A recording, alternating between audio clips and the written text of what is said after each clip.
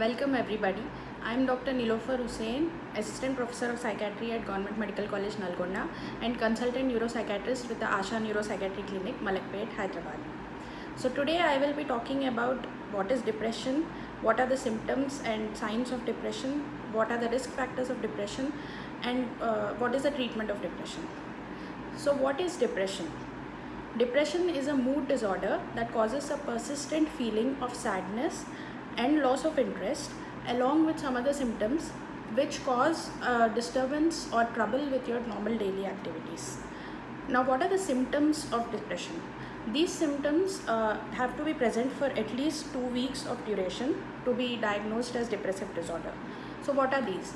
There should be two main symptoms or signs, mainly depressed mood and loss of interest in pleasurable activities which you used to previously enjoy. How is depressed mood different from regular sadness? Sadness is something that all of us experience at least some time in their life, depending on some negative life event that they might have gone through.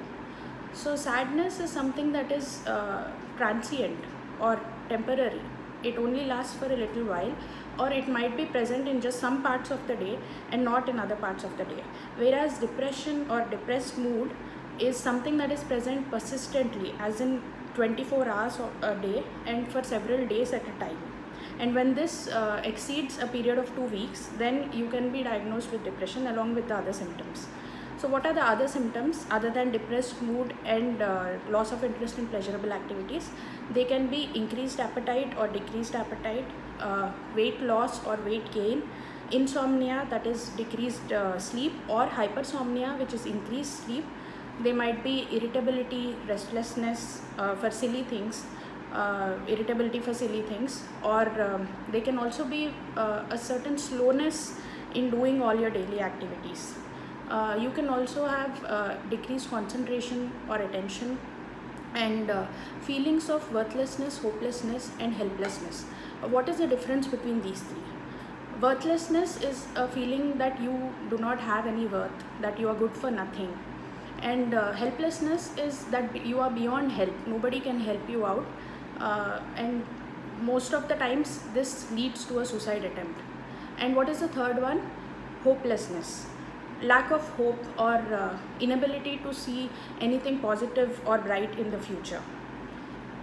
Along with these, you can also have recurrent thoughts of death, which are called death wishes, or sometimes thoughts of wanting to attempt suicide.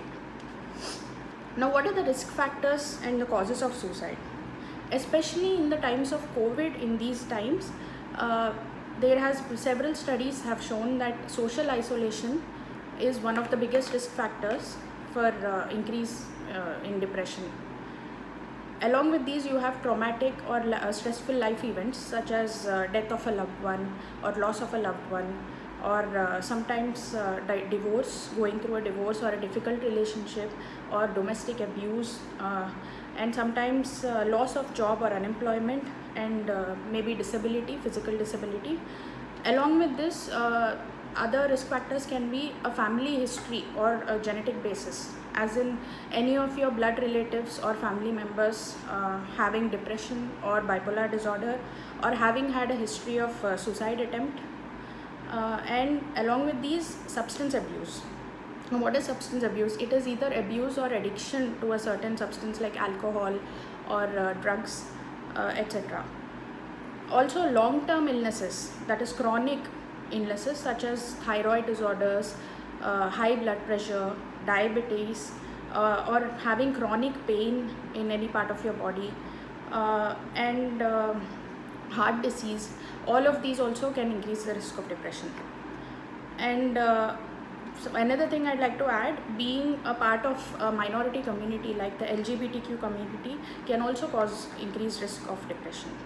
Now, coming to the treatment part, depending on whether your depression is mild, moderate, or severe, you might be prescribed psychotherapy or pharmacotherapy. What is psychotherapy? It can include various therapies such as cognitive behavioral therapy, which has been proven to reduce depression, and what is pharmacotherapy? If your depression is very severe, then you might need medication along with cognitive behavioral therapy or alone, medication alone.